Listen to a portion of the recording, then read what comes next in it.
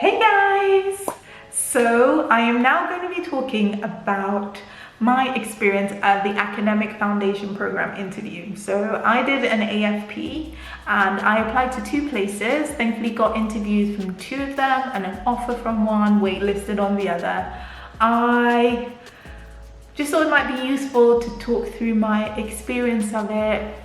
You know, it's always good to do your own research as well because things keep changing, and I did this, the way I'm thinking is not that long. It was only like, I don't know why I'm thinking like this. It was like 3 years ago, maybe 4. But yeah, it's good to do your research to get the most up-to-date information and to make sure that you have the best foot forward when you do go.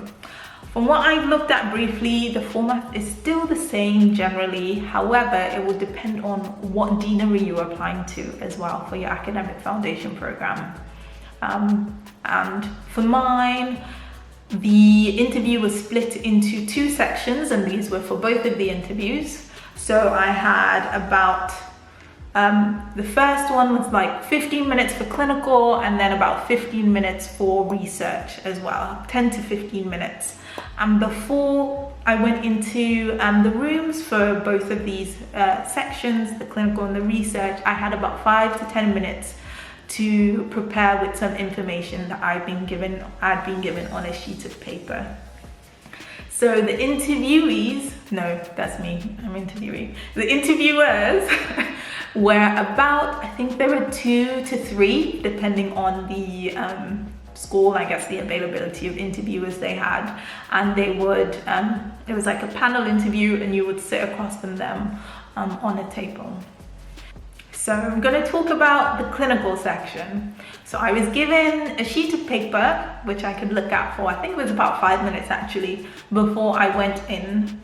And for one of the interviews, it was a scenario of an older gentleman on the ward who had had a fall.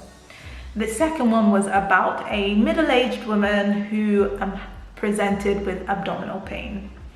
What they're looking at there is that basically you've learned what you need to in medical school and that you're going to be an alright F1 on the wards, that you're going to be safe, which is important. And so they were like, okay, how would you assess this patient? What would you do? Always go A, B, C, D, E, you know, if it's in that situation, but usually without fail, that shouldn't let you down, even if they move you on from that. So A, B, C, D, E is how you would initially assess them. Then you would go on to take a history if it was appropriate. You would examine them. You would come up with some differential diagnosis to think about. What investigations would you carry out or request? And also in terms of seeking senior help or seeking help from nurses when appropriate.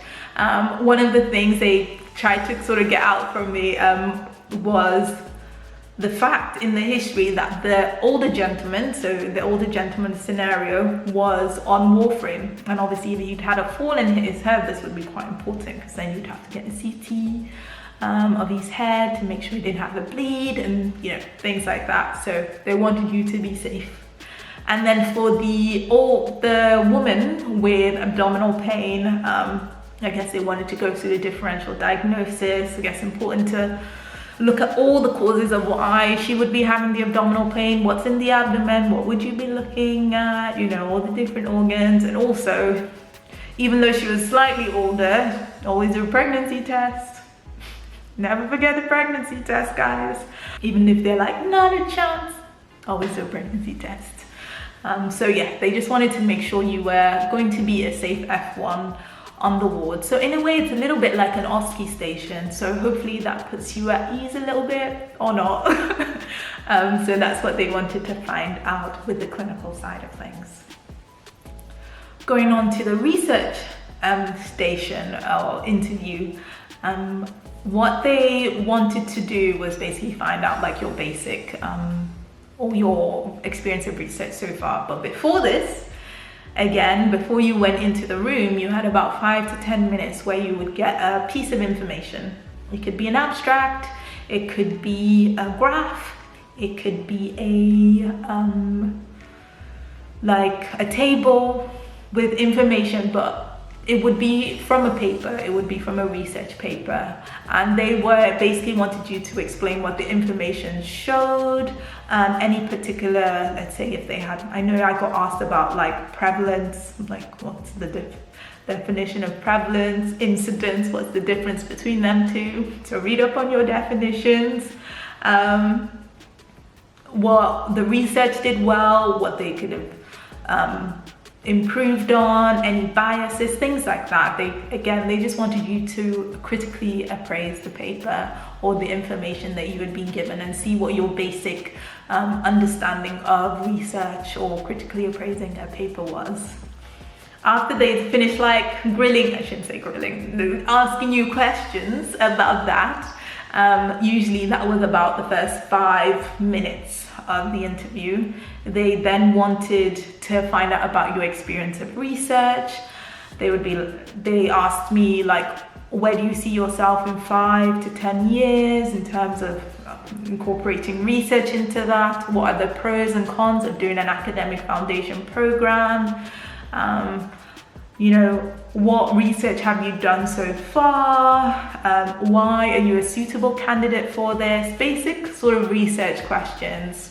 And they might want you to go into explain some of the research that you might have put on your application that you've done, you know, things like that, and how you would contribute to the program if given a place. So it was quite I remember mine being quite a nice chat and discussion, because you would have done all this already, so it's just a case of giving that information. It's good to have like a 5-year plan, a 10-year plan roughly of, you know, where you see yourself. So it would be useful to read up on sort of the career progression for academic trainees. So after the AFP, you could apply for an ACF, and then you can then apply for ACF is Academic Clinical Fellowship, then you can then apply for a PhD, and you can do that as part while still doing clinical work, and you can then, you know, apply for a clinical lectureship. So they want to know that you've looked into this and, you know, seen what your progression may potentially be, even though, you know, you might do the AFP and then decide you don't want to do research again, but they don't need to know that at this point. You know, it's about hopefully you wanting to continue with it, because that's what they're trying to encourage, and hopefully through the experience they give you, you will be able to enjoy the research process and want to carry on in that. They may also talk about I guess what you do to relax, things like that, or like going back to research, a relevant paper you've read recently to explain it or talk about it. So yeah, there should be a link for all the different, or websites for all the different AFPs offered by the different deaneries, and usually they will give you an indication of some of the things they ask for. Some other deaneries may ask you to do like a presentation on something, which is usually like 5 to 10 minute presentation, but the deaneries I applied for didn't do that. So if someone did have that experience, then feel free to comment below or make a video about it, because I'm sure someone would find it useful to do that. But yeah, the ones I didn't have to do that for it. Another thing I didn't have to do actually was bring a portfolio, because I guess all your information will have been in your application. You would have had to upload, I'm sure I had to upload certificates and things like that as well.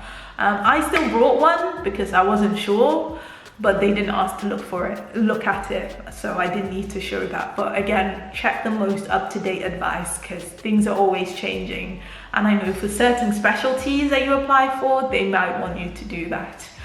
Maybe not for the academic foundation program, but maybe for the ACF or specialty applications going forward. I hope that has been a little bit useful. If you have any other questions, do let me know. I'm happy to expand on anything I've talked about, or if I've not mentioned anything that you wanted to know about, feel free to email me or comment down below, and I will do my best to respond or point you in the right direction. Thanks so much for watching, guys. I will see you later, virtually. Bye.